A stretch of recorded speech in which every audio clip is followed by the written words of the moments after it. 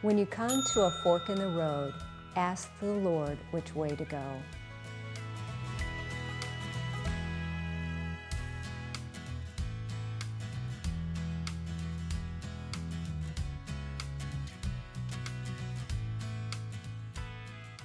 Do you ever feel you are missing out in what God is calling you to do? Are you choosing your way instead of His way?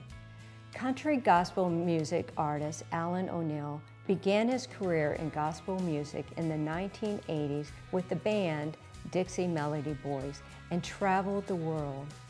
Years of success, the group members desired to make a change. And after 15 years in the music business, Alan realized he needed to devote more time to his family. But God made a way for him to do both and led him to the Jackson Heights Band. This is his story. This is today's Nashville. This is faith. Alan, what a pleasure to sit down with you today. Ted and I had so much fun the other night at your concert. Oh, it was a blast. Got to be in your bus.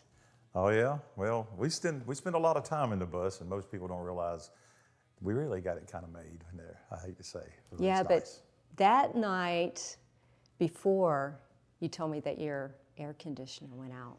Yeah, we went to all the way to Odin, Indiana, with no air condition, and which means in a bus there's no windows that open and no fan working. It was 11 men in a bus. It wasn't very pleasant when we got to Odin, Indiana. But we had a great time and a great concert. Did. Had a wonderful time. Love your music. Thank you. It's been a journey, though, for you, hasn't it? Absolutely. I'm 67 years old and been doing this since I was about 14. So not all the time, but working through the progress. Well, let's go back. Where were you born and how did it all start?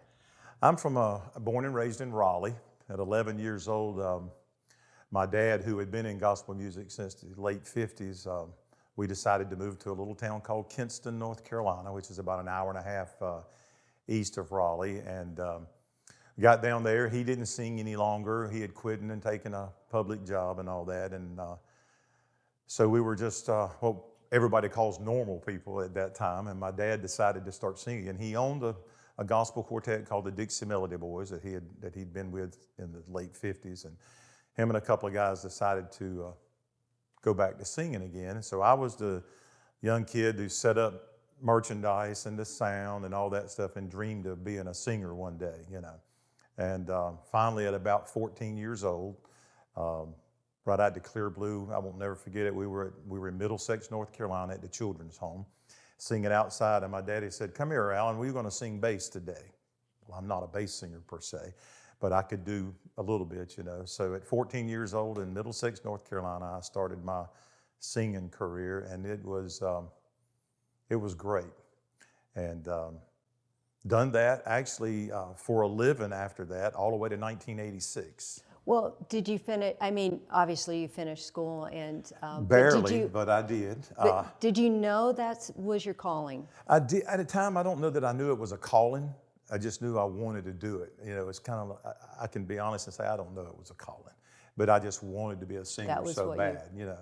And barely got out of high school. I was one of those kids that only reason I went to high school was to make my mama happy, because I would have traveled and sang and been just as fine. But so got out of high school and started working full time with my dad and with the Dixie Melody Boys, and became an acoustic guitar player. And then during that time, he come up to me one day and says, "Well, our baritone singer is leaving, and you're going to be singing baritone." Well, as a general trait, I don't hear harmony real well, so I have to be taught harmony. Over the years, I've learned it, but at that time, I was freaking out, and everything was great. But you know, so there's the story begins at that point, you know, and you shared a little bit about the first song your dad ever. Well, my dad was a big believer. When we traveled in the car, my sister, my brother, my mama, my mother was a horrible singer. And if she sang next to a bass singer, she sang bass. If she sat next to a tenor singer, she sang tenor. So we always sang. And I'll never forget, the first song he ever taught me actually was a Christian song. And it talks about Jesus going to Calvary. And I guess that's probably what actually probably sparked the first initial thought pattern of salvation. And How old were you? Um, A little. 8 or 9, maybe, something like that. Do you remember it? Barely. As the Savior was walking up Calvary's hill, all the birds hushed their singing, and the leaves stood still. In the fields all the flowers bowed their lovely heads, as the Savior to Calvary was led. And there's a key change. Led, they nailed his hands, and they pierced his precious side. All the pain was so great that the tears filled his eyes. Yet he spoke not a word until the last breath he drew. As he prayed, Father, forgive them, for they know not what they do. Just a real simple little song that. Love your voice. Thank you. I appreciate it. My daddy was a stickler for pitch. The older I get, that's a little harder. But he would hit you with the elbow if you were shading pitch in the back seat while we were riding down the road. But yeah, I wouldn't take anything for those days. It was really great. How old were you when you decided to follow Jesus? I was 14. I had sang with the Dixie Melody Boys. I was setting up merchandise at the time and doing sound, and would occasionally go out and sing a song on every program that we did. We were in Laurel, Delaware, Epworth Fellowship Church. Haven't been back since that day. Pastor's name was Jimmy. I don't even know the day my mother passed away, hardly, but I can tell you his name was Jimmy.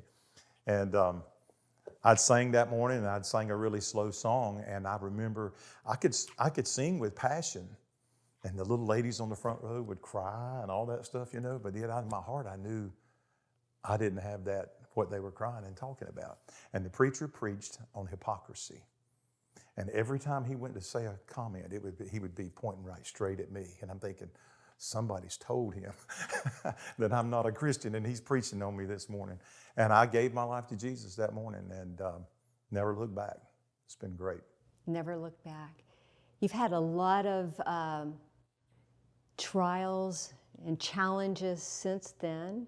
What happened after you were traveling with your dad's band? How long were you with them? I was with them from the age of 14 till about somewhere around 38 years old, and we had transitioned from Southern gospel music into more of a Christian country thing. It's kind of where we are today, and we were known as the D&B Band at that point. When did you meet your wife? Believe it or not, at a concert. She came to hear us sing, and she wouldn't even speak to me because she didn't want to be classified as a groupie or anything like that. So her friend who brought her introduced us a couple of days later, and we dated for, she was 14, we couldn't date. I'm a year or two older than Teresa, so at that age we were, we could go to church and hold hands and that kind of thing. But we dated together for almost right at 5 years before we got married. High school? I got married early, 21. Young sweethearts. Yep.